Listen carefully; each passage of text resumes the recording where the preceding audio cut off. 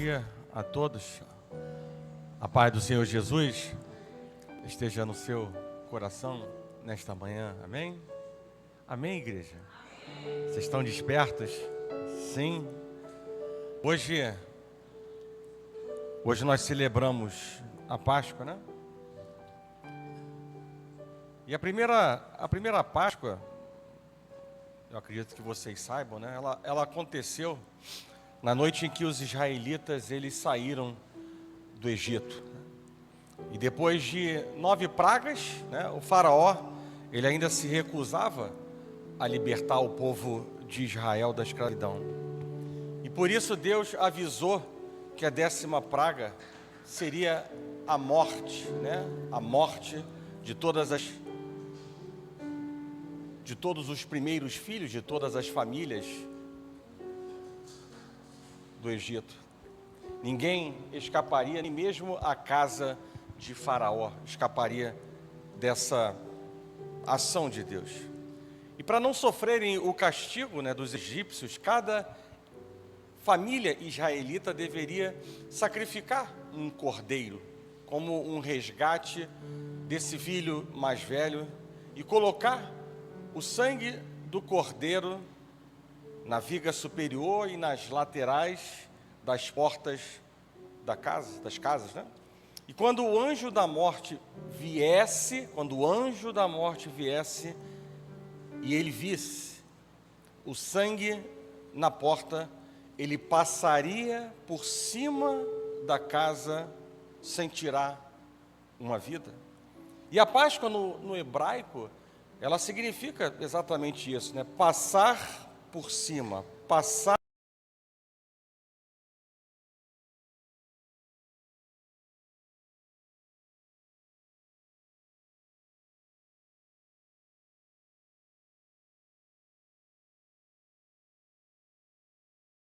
do tipo de peixe, né?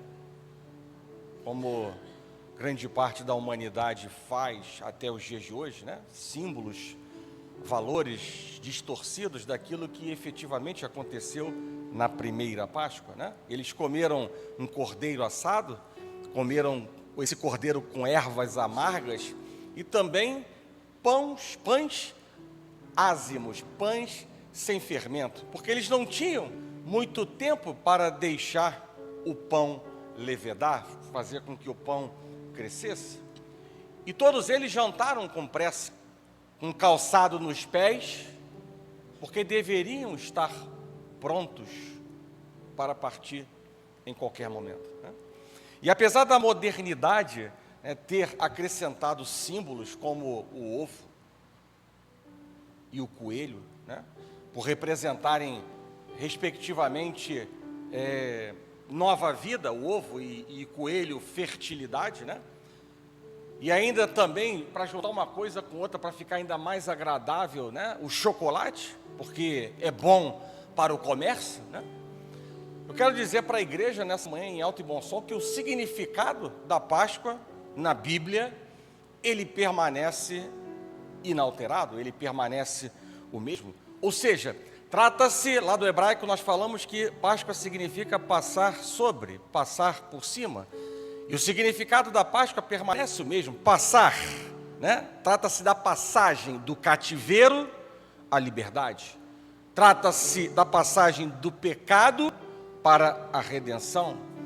Trata-se da passagem do desespero para a esperança. E obviamente que por isso tem uma relação direta com o quê? Com a morte e a ressurreição de Cristo Jesus, né? Eu ontem estava caminhando com a minha esposa e eu disse para ela, né? Eu falei assim, eu considero a palavra que eu vou levar no dia de hoje maravilhosa. Hoje não tem chicote do amor, né? Hoje não tem chicote do amor. Mas eu considero uma palavra maravilhosa, não porque eu, ao longo da minha explanação, da ministração, terá alguma pirotecnia, ou eu vou trazer alguma revelação que você não sabe. Não tem nada disso. Nada disso. Mas eu vou falar sobre o começo, meio e fim da vida de Cristo Jesus, na vertente, no viés humano, como hoje foi apresentado, né, na escola bíblica, muito bem apresentado na escola bíblica dominical pelo irmão Alessandro, vou fazer uma releitura daquilo que ele, né, apresentou para nós, e é bom porque vamos reforçar aquilo que foi dito, mas sobretudo, né, ampliar a visão, né, desse começo, meio e fim na visão espiritual, né? E ampliar a nossa visão espiritual é trazer também mensagens importantes para a nossa porção espírito, né? Afinal de contas, somos corpo, alma e espírito, e diariamente nós travamos uma luta no nível espiritual contra a nossa própria carne e outros que estão ao nosso derredor. Então, estarmos convictos daquilo que Jesus fez e termos uma visão ampliada do que Deus espera de nós, se torna uma mensagem, no meu entendimento, maravilhosa. Como eu disse, não vou inventar nada, e muito provavelmente ela seja maravilhosa também porque ela traz, né, o espectro total da vida de Jesus, e às vezes a gente fica meio que desconexo. Falei hoje com a irmã Lidiane, né? Às vezes existem peças de um quebra-cabeça que eles estão soltos, e aí numa mensagem, né, a gente tem a oportunidade de juntar essas peças e ampliar a visão da igreja. Então, nada mais do que talvez para alguns, né, a junção dessas peças para ampliar a sua visão, o seu entendimento, né, daquilo que Jesus Cristo fez. Então, eu convido a igreja a abrir a palavra do Senhor no Evangelho de João, no capítulo 3. João, capítulo 3, a partir do verso número 16. O subtítulo na minha Bíblia está como A Missão do Filho. E eu vou fazer a leitura até o último versículo desse texto sobre a missão do Filho, até o versículo 21. Todos acharam? Naná achou? Sim. Sim ou não? Sim? Sim. Irmã Dalila, que fez aniversário ontem, achou? Então, tá bom. Então vamos ler. Porque Deus amou ao mundo de tal maneira que deu o seu Filho unigênito, para que todo que nele crê não pereça, mas tenha a vida eterna. Porquanto Deus enviou o seu Filho ao mundo, não para que julgasse o mundo, mas para que o mundo fosse salvo por ele.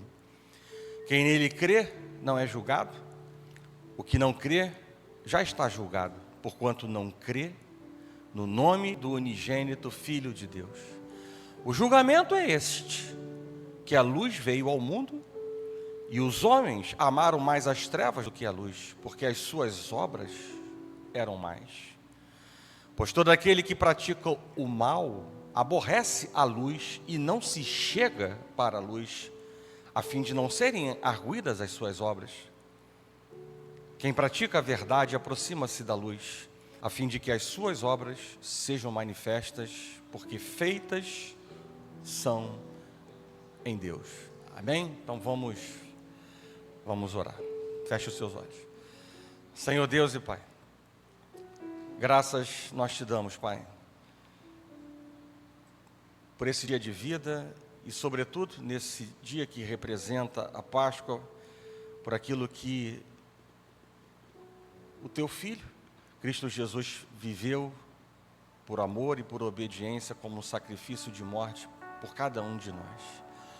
E nessa manhã, Pai, nós queremos mais uma vez que o Senhor ministre aos nossos corações. Eu não venho aqui para contar histórias, eu não venho aqui apenas para relatar fatos, eu venho aqui, Deus, para ser um vaso em que a Tua palavra poderosa continue nos instruindo no aspecto espiritual de nossas vidas, para que saiamos, Deus, fortalecidos, para que saiamos, Deus, mais preparados para a condução, Deus, daquilo que o Senhor tem para cada um de nós. O Senhor não nos chama a estar estagnados, e essa mensagem, ela tem sim poder para ampliar a nossa visão, nos confrontar, como outras tantas palavras que o Senhor tem nos dado, para podermos, Deus, mergulhar em águas mais profundas e viver coisas novas em nossas vidas. E por isso, queremos em alto e bom som declarar, Pai, a nossa expectativa de que o Senhor ministre aos nossos corações.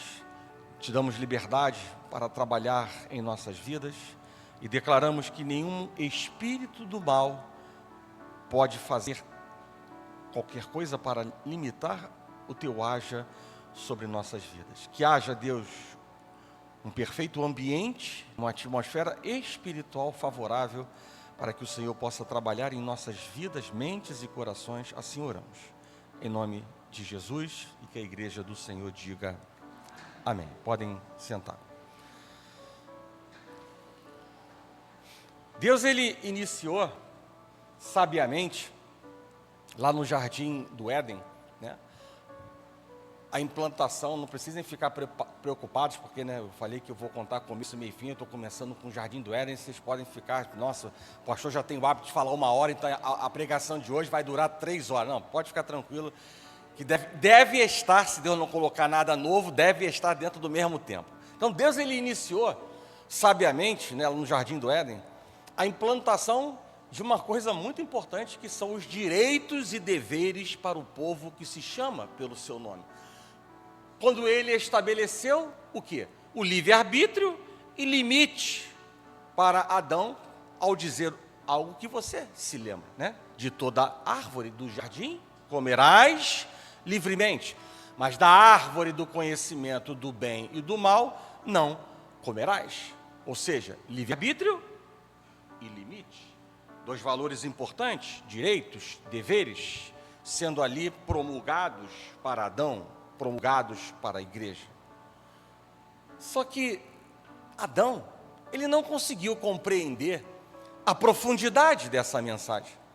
E aí Romanos, no capítulo 5, verso número 12, diz assim: por intermédio de um só homem, quem? Ele, né? Entrou o pecado no mundo, e a morte, por intermédio do pecado. E assim a morte se espalhou a todos os homens, porque todos tinham pecado. Ou seja, ao longo da humanidade, a indiferença e o gosto pelo pecado cresceram, em total consonância com aquilo que o salmista certa vez disse, no Salmo 42, verso número 7, que você também já sabe de cor, né, que um abismo puxa outro abismo. E assim, decisões unilaterais e precipitadas, fazer o que achavam mais reto ser feito, endurecimento dos corações, adorar outros ídolos, e eu não sei se você sabe, né? Ou seja, substituir Deus pelo nada, porque esse é o significado de ídolo em hebraico, né? Nada. Tornaram-se evidentes e frequentes. E eu diria que tudo isso um prato cheio, né? Perfeito para a ação de quem? Do inimigo de nossas almas. O inimigo que não veio nessa manhã para dar ibope a ele, né? Mas eu quero só lembrar você que trata-se de um inimigo que é invisível, mas real. Trata-se de um inimigo que está permanentemente atento ao nosso derredor para entrar nas brechas que o pecado porventura deixa na relação entre nós e o Senhor. Um inimigo que tem conhecimento da palavra de Deus, um inimigo que é ousado, que é intimidador, que é ardiloso, valente, que é acusador, que é habilidoso para fazer maldade. Um inimigo que age dissolutamente, dissimuladamente, como uma serpente e na diversidade de métodos. Um inimigo que ruge como um leão para nos assustar. Um inimigo que se disfarça ao se transfigurar como um anjo de luz. Um inimigo que se apresenta como uma voz mansa e possui diversas máscaras. Um inimigo cuja estratégia é matar a nossa autoestima, roubar a palavra de Deus, roubar as promessas de Deus em nossos corações e destruir a nossa confiança em Deus. Um inimigo cuja estratégia é desmotivar o soldado, o filho de Deus, é dividir o exército, a igreja de Cristo e desconstruir o caminho de vitória, desconstruir princípios valorosos que Deus tem plantado em nossas vidas por meio da sua palavra. Mas os planos de Deus não podem e eles não serão frustrados. E assim, foi estabelecido por amor um plano de redenção, um plano de resgate. E Deus, ele levanta profetas para dizer ao seu povo que arrependesse. Essa foi a principal mensagem do passado e continua sendo no dia de hoje, que deve ser a principal mensagem nos púlpitos das igrejas: arrependam-se, porque essa não é apenas uma mensagem para levantar a mão e aceitar Cristo Jesus, é uma mensagem contínua, porque o coração do homem é enganoso, o homem tropeça, o homem cai, o homem peca, o homem mente, o homem é falho, o homem é infiel. Então, o arrependimento é uma mensagem que precisa continuar ecoando no tempo e no espaço em nossas igrejas. E se levantaram profetas para que o povo se arrependesse. E ali foi dito, declarado em alto e bom som, que nasceria um menino para desfazer as obras do diabo. E ele seria maravilhoso conselheiro, o Deus forte, o Pai da eternidade, o príncipe da paz, o Deus Emanuel, o Deus conosco. E assim aconteceu. Ele se fez carne como nós para compartilhar sua experiência humana. Para quê? Para nos mostrar como modelo, para nos mostrar como referência, para nos mostrar como um gabarito, como nós devemos agir para alegrar, por exemplo, continuamente o coração de Deus, como nós devemos agir para derrotar o inimigo, como nós devemos agir para receber o sobrenatural, como nós devemos agir para ser aprovado e sermos instrumentos para a glória de Deus. E assim ele viveu como um obreiro.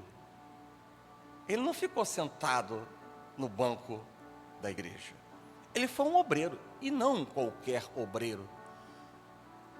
Um obreiro irrepreensível, santo, perseverante, disciplinado, submisso, justo, humilde, onde mesmo subsistindo em forma de Deus, não julgou como usurpação, conforme a palavra de Deus, ser igual a Deus. Antes, a si mesmo se esvaziou, assumindo a forma não somente de homem, mas assumindo a forma de servo.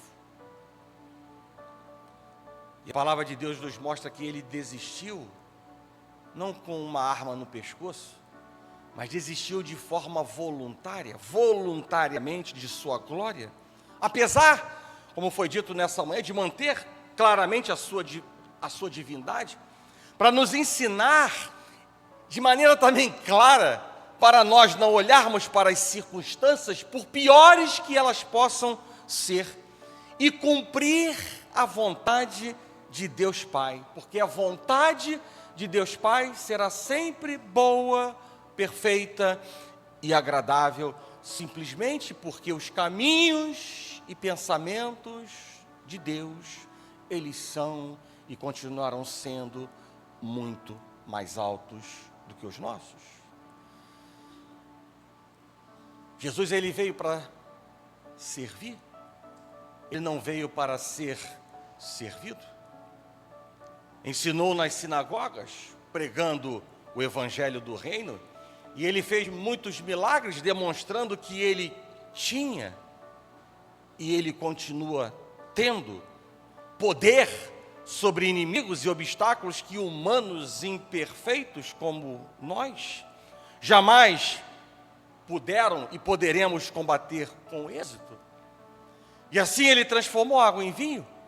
Em outras duas ocasiões, vocês muito bem sabem, ele alimentou milhares de famintos com apenas poucos pães e poucos peixes. Ele curou toda sorte, portadores de toda sorte de moléstias e enfermidades. E assim curou surdos, cegos, leprosos, epiléticos, aleijados, inválidos em geral. E eu diria que não havia doença ou mal que ele não pudesse curar. Ele também operou milagres em condições climáticas adversas. E certa vez, quando ele e seus discípulos navegavam no mar da Galileia, né, e irrompeu uma violenta tempestade, e enquanto os discípulos, diz a história, que eles ficaram apavorados, Jesus, ele simplesmente se dirigiu para a tempestade e disse: aquiete-se, acalme-se. E a história nos mostra que a tempestade se tornou calmaria. E numa outra ocasião ele caminhou sobre a água durante uma tempestade. A palavra de Deus também nos mostra que espíritos maus foram alvos dos milagres de Jesus. Jesus, ele não temia esses espíritos, ao contrário, os espíritos conheciam a autoridade de Cristo e eles temiam Cristo. Até mesmo a morte se rendeu ao poder de Jesus. A palavra nos mostra que Jesus, ele ressuscitou pessoas. Ele restaurou a vida do filho da viúva de Naim. Ele restaurou a vida da filha de Jairo, e sem falar do seu grande amigo Lázaro, morto por quase 4 dias. Pregou, curou, libertou. Quantos ensinamentos o Deus conosco nos deixou para anular a nossa voz interior e resistir ao diabo ao escrever um caminho de vitórias para nós. Eu diria que ele mostrou, por exemplo, né, que o deserto é uma grande escola do avivamento, e que o tamanho dele está diretamente relacionado, sabe com o quê? Acredite, com a palavra que nós liberamos da nossa boca. Esse foi um dos ensinamentos de Cristo Jesus no deserto. Mas ele mostrou também que todas as vezes que nós resistirmos ao diabo, ele fugirá de nós, porque maior é o que está em nós do que o que se levanta contra nós, do que toda a afronta, toda a comunicação adversa que o inimigo possa levantar contra nossas vidas. Ele mostrou também que as enfermidades nunca serão instrumentos de derrota na vida daqueles que exercitam a sua fé, porque verdadeiramente os sinais acompanharão aqueles que creem em Deus. Jesus, ele mostrou que nós não devemos tratar mal por mal, ou exercer a nossa justiça diante dos homens. Ele, quando ultrajado, ele não revidava com ultraje. Quando maltratado, ele não fazia ameaças, mas ele se entregava àquele que julga retamente, que é nada menos do que o princípio e o fim de todas as coisas, e consequentemente ele alcançava o favor do seu Pai. Jesus mostrou que a dependência de Deus por meio da oração move o coração de Deus em nosso favor, que a oração abre as comportas dos céus para derramar chuvas de providências, de bênçãos, de livramentos, de vitórias sobre nossas vidas. E ele também nos mostrou que quando nós estamos com a palavra plantada, sedimentada, enraizada, entronizada em nossos corações, ela não somente pode nos conduzir pelo caminho da plenitude, como ela se tornará realidade em nossas vidas. Não somente pode, como ela vai nos conduzir pelo caminho da plenitude de Deus. Eu diria que toda a obra que Cristo fez, ensinando e curando, Ele fez com a consciência de que viera ao mundo para o supremo fim de morrer pela humanidade. Ele não foi pego de surpresa, Deus não é pego de surpresa ainda no dia de hoje. E chegando, ou seja, é chegado o fim do ministério de Cristo na terra, né? Eu comecei essa palavra lá no Jardim do Éden e agora já começamos a cheirar, né, o fim do ministério de Cristo na terra. E para isso, o que Jesus faz? Ele se dirige para onde? Para Jerusalém. Como judeu, ele cumpre e ele celebra a Páscoa com os seus discípulos. E ali ele também institui a ceia do Senhor que eu reputo como o monumento de sua primeira vinda e a promessa da sua segunda vinda nesta terra. 1 Coríntios capítulo 11, verso 23 a 26 diz assim: Jesus, na noite em que foi traído, tomou o pão e, tendo dado graças, o partiu e disse: isto é o meu corpo que é dado por vós, fazei isto em memória de mim. Por semelhante modo, depois de haver ceado, tomou também o cálice, dizendo: este cálice é a nova aliança no meu sangue. Fazei isto todas as vezes que o beberdes em memória de mim. Porque todas as vezes que comerdes este pão e beberdes o cálice, anunciais a morte do Senhor até que Ele venha. Agora, nós não imolamos mais cordeiros, porque Jesus é o Cordeiro de Deus que tira o pecado do mundo. Ele é o nosso Cordeiro pascal. Ele é o sacerdote e o sacrifício. Ele é o ofertante e a oferta. Ele morreu pelos nossos pecados, ele ressuscitou para quê?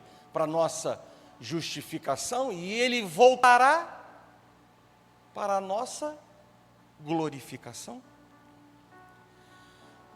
Eu diria que o sangue de Cristo, o sangue de Jesus, diferentemente do sangue dos animais, ele expia, ou seja, ele remove efetivamente os pecados do seu povo, diferentemente do sangue dos animais que apenas cobria o pecado, mas ele continuava lá.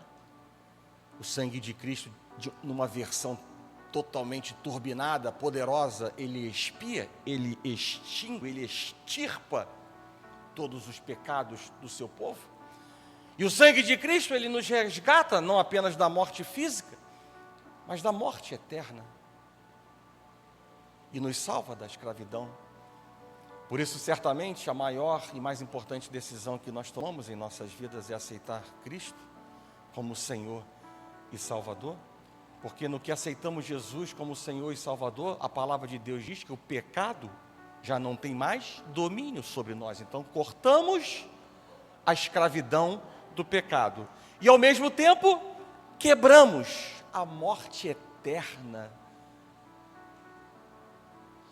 que está para aqueles que forem indiferentes ao que Jesus Cristo fez nessa terra. Então, por isso, eu não tenho dúvidas de que a maior e mais importante decisão que nós tomamos em nossas vidas é aceitar Cristo Jesus como Senhor e Salvador.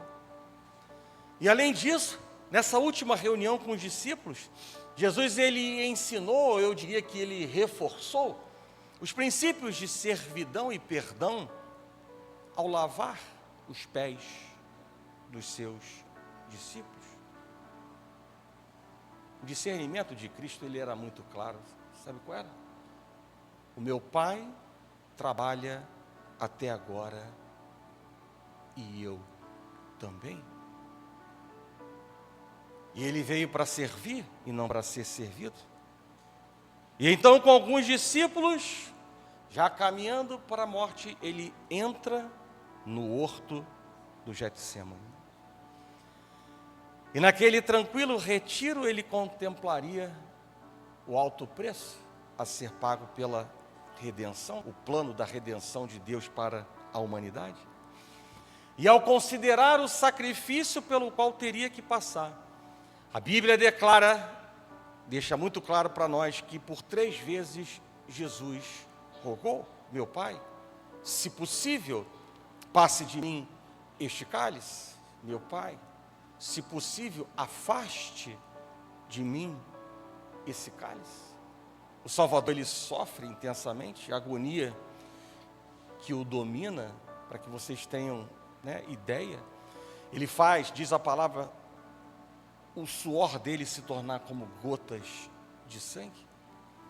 E ali mesmo no jardim, Jesus é preso e é levado aos dirigentes religiosos que, numa farsa de julgamento, o condenam à morte.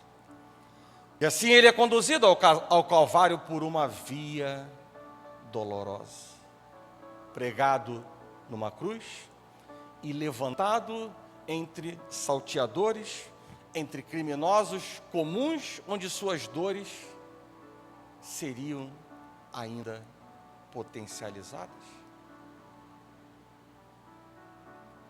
E após fixarem pregos longos, pontudos, e talvez de cerca de 15 centímetros,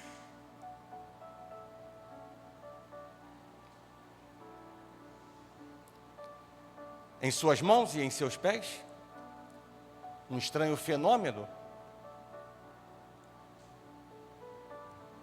ele se produz no corpo de Jesus sob o efeito do tétano.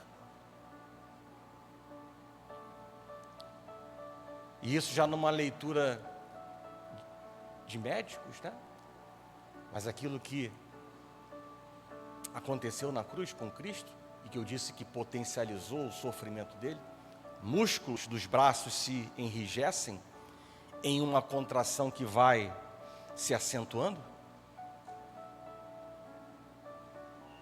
os dedos se curvam, os músculos do abdômen se enrijecem em ondas imóveis, enrijecem-se também os músculos entre as costelas, os do pescoço, os respiratórios. E assim, a respiração se faz pouco a pouco mais curta. E Jesus, ele é envolvido pela asfixia.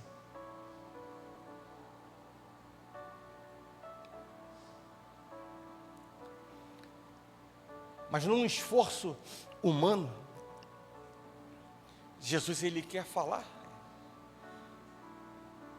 E ele fala, e ele diz para Deus: Pai, perdoa-lhes porque não sabem absolutamente o que fazem.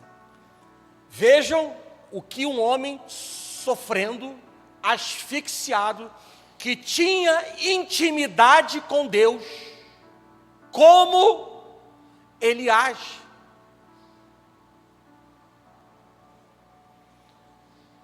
E a história nos mostra, a palavra de Deus nos mostra que Jesus, ele pronunciou 7 vezes na cruz. Cada vez que ele fala, ele tem que se elevar, ele tem que expandir o seu tórax, porque ele está asfixiado. E qual é o apoio dele? Os pés. Onde ele exerce pressão nos seus pés com aqueles pregos, e é algo inimaginável. E pouco depois disso, o céu escurece, o sol se recusa a brilhar. Todas as suas dores, sede, câimbras, asfixia, o latejar dos nervos medianos, arrancam dele um lamento, que está escrito na palavra de Deus, e ele fala para Deus: Eli, Eli, Lama Sabachthani, que significa Deus meu, por que me desamparaste?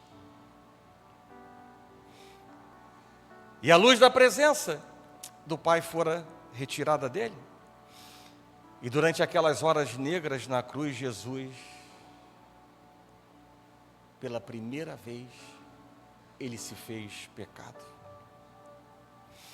1 Pedro capítulo 2, verso 24 diz: carregando ele mesmo em seu corpo sobre o madeiro os nossos pecados, para que nós, mortos para os pecados, vivamos para a justiça.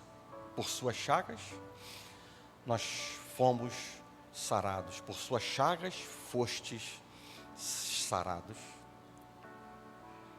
Jesus assumia a culpa do mundo, os pecados de toda a humanidade em todos os tempos, e obviamente que incluem os meus e os teus pecados também.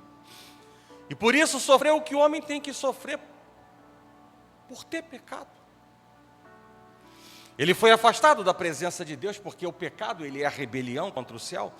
E ele traz, segundo aquilo que está revelado no livro de Isaías, separação entre nós e o Senhor. E isso aconteceu efetivamente na vida de Cristo Jesus. E a consciência da separação do Pai e o senso do abandono envolveram Cristo em densas trevas e produziram nele uma angústia tal que jamais será compreendida plenamente, profundamente, genuinamente por homem algum. Angústia e sofrimento por obediência a Deus. Mas ele ainda tem consciência e força para gritar, e assim ele grita: está consumado.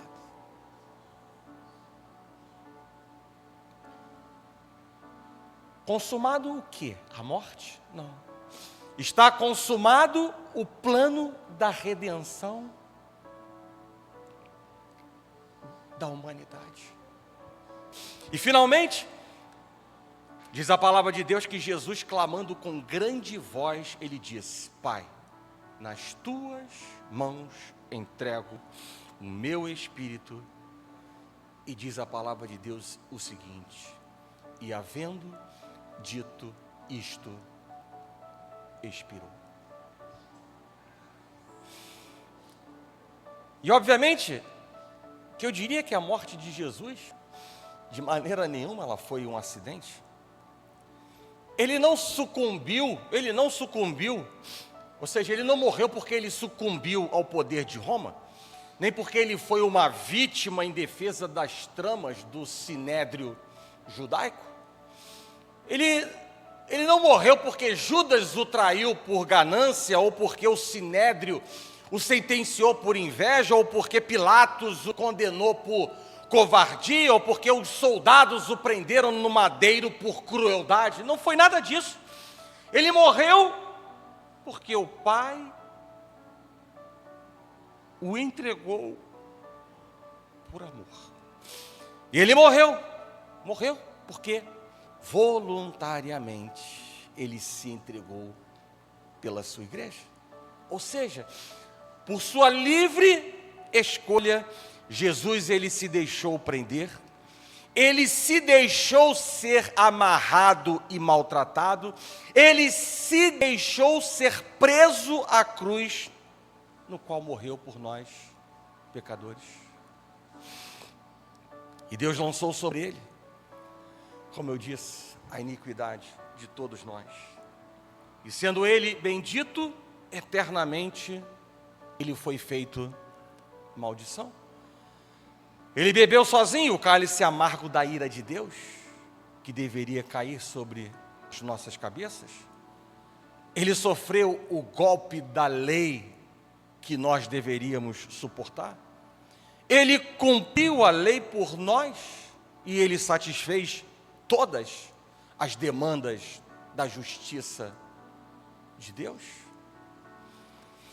E na sua morte, ele triunfou sobre principados e potestades. Ele desbaratou na cruz o diabo e os seus demônios e rasgou o escrito de dívida que era contra nós. Ele pagou a nossa dívida e em seu sangue morreu, como eu disse, nós somos justificados. Por sua morte, nós fomos reconciliados com Deus.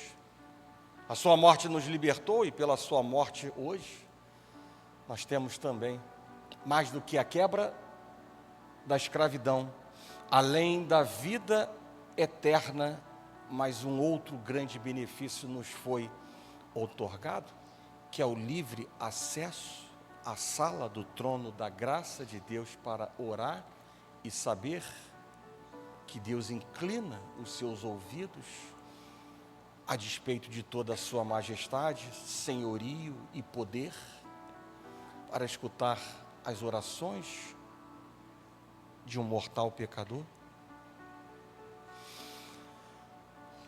Igreja, foi por amor.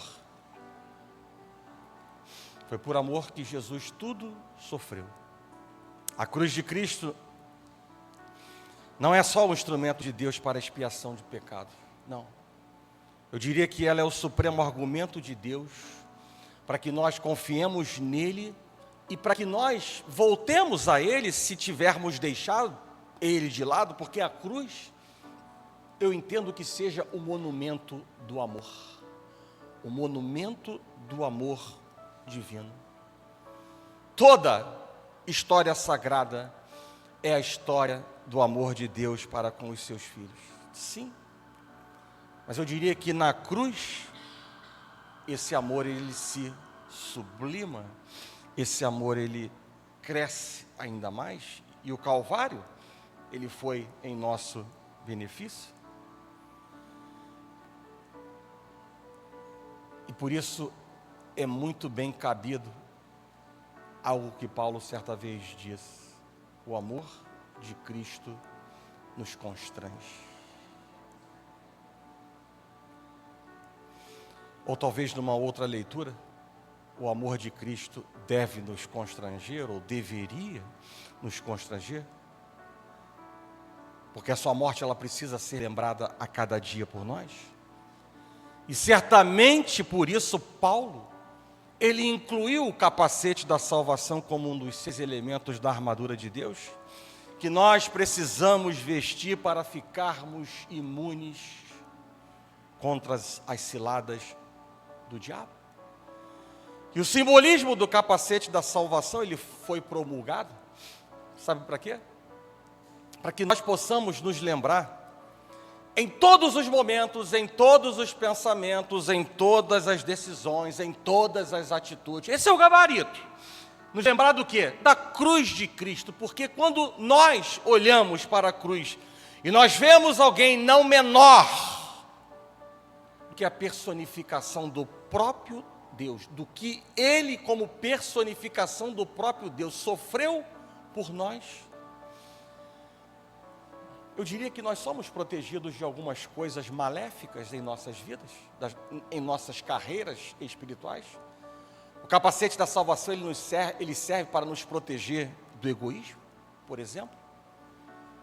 Ao ver o Senhor abrindo mão de sua divindade por nossa causa, ao ver a doação de uma vida em favor de muitos, podemos enxergar sim um emprego muito válido do capacete da salvação, nos proteger do egoísmo. Mas também nós somos protegidos da arrogância e da autossuficiência ao ver um homem humilde, em que a palavra de Deus diz que não foi encontrado pecado algum, se submetendo à morte mais cruel que alguém poderia ter por amor a nós. Somos protegidos do egoísmo, somos protegidos da arrogância, somos protegidos da autossuficiência, mas o capacete da salvação também ele é importante para nos proteger da desobediência. Porque na cruz do Calvário nós podemos enxergar o quê? A submissão de Jesus a vontade do Pai e assim entender, ou assim aceitar pela fé, ou assim acreditar que a vontade de Deus ela precisa ser cumprida.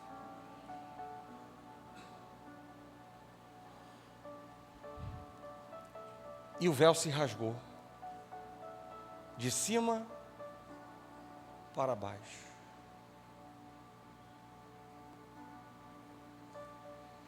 Ele era o véu do Santo dos Santos. E através da sua morte, nós cristãos, agora nós temos livre acesso a Deus Pai. E na sepultura de Jesus estão escritas as seguintes palavras, a seguinte mensagem: Ele não está aqui, está vazio. Ou seja, foi a morte da morte na morte de Cristo. A morte da morte na morte de Cristo. O nosso Deus não está morto. Ele ressuscitou. Jesus, ele entrou nas entranhas da morte, ele arrancou o aguilhão da morte, ele matou a morte e ressurgiu vitoriosamente, inaugurando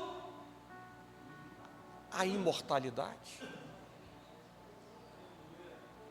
A morte foi vencida. E por isso as melhores notícias vêm a nós da tumba vazia de Jesus. Ele ressuscitou como primícias de todos os que dormem. Eu diria para a igreja que a morte já não tem mais a última palavra. A sepultura não é o nosso último endereço.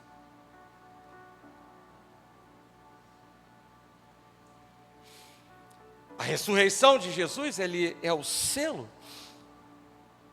da vitória sobre a morte. E porque ele ressuscitou, a nossa fé não é vã, e nem a nossa pregação um grito ensandecido. Porque ele ressuscitou, a nossa esperança não é uma fantasia, e nem o nosso futuro é desolador. Porque ele vive, nós podemos sim crer no amanhã. Porque ele vive, sim, temor não há.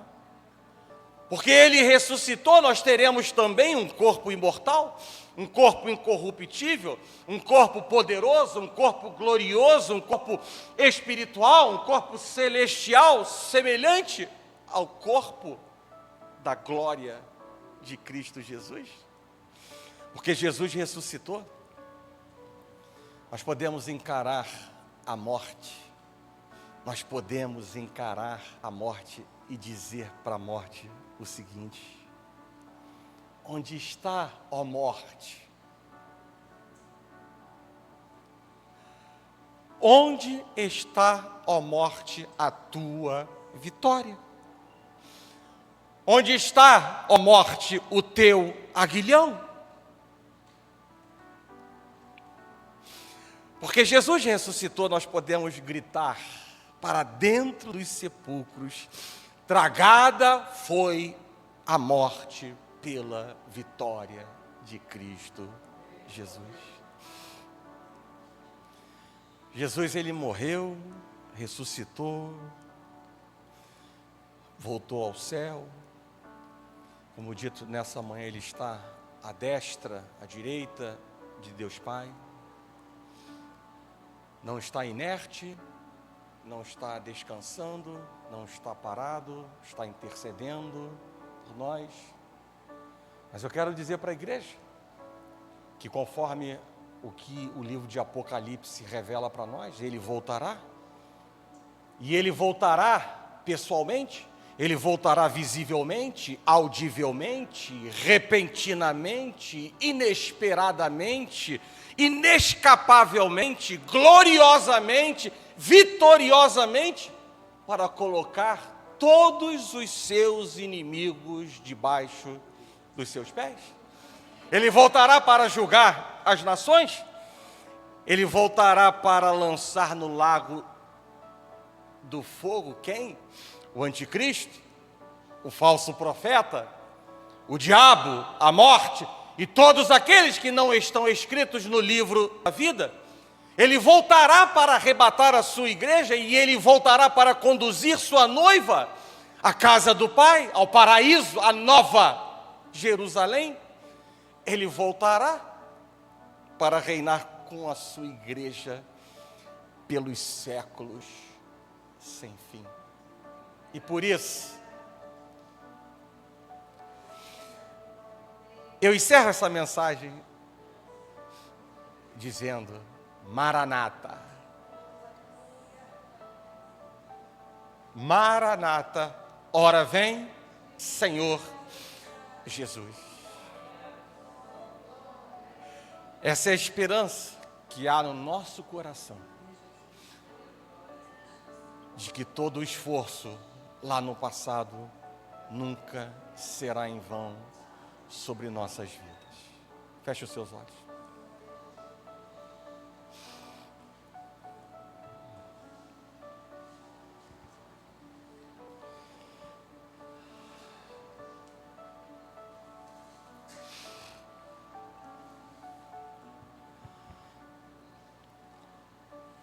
Senhor Deus e Pai,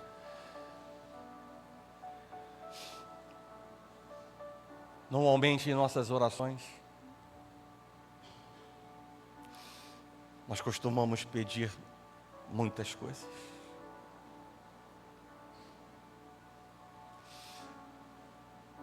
E não há nada de errado nisso, porque o Senhor nos dá esse livre acesso para pedirmos, sobretudo, aquilo que está alinhado à sua palavra, à sua vontade, aos seus ensinamentos, aos seus mandamentos e aos seus limites para as nossas vidas.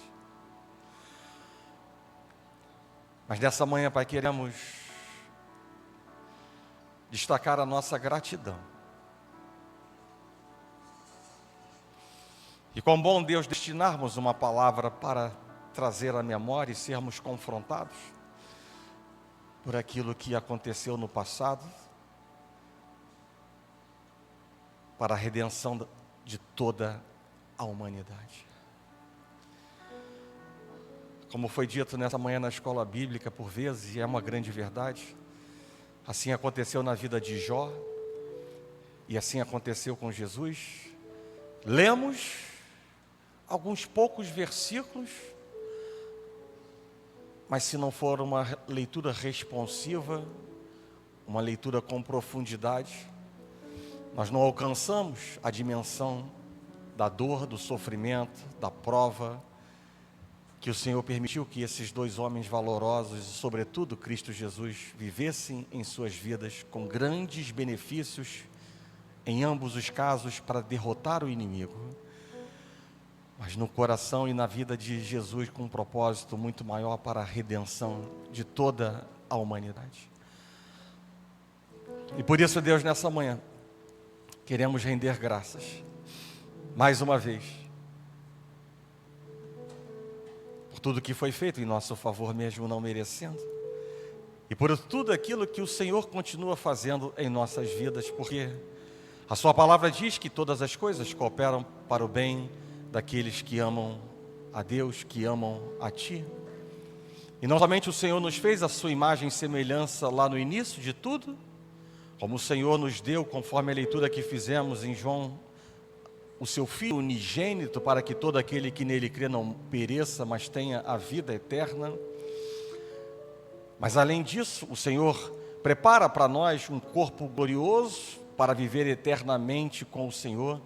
Mas enquanto isso não chega, o Senhor é conosco como um Deus Emanuel, Jeová Jirê, nos oferecendo nada diferente do melhor para as nossas vidas, Pai.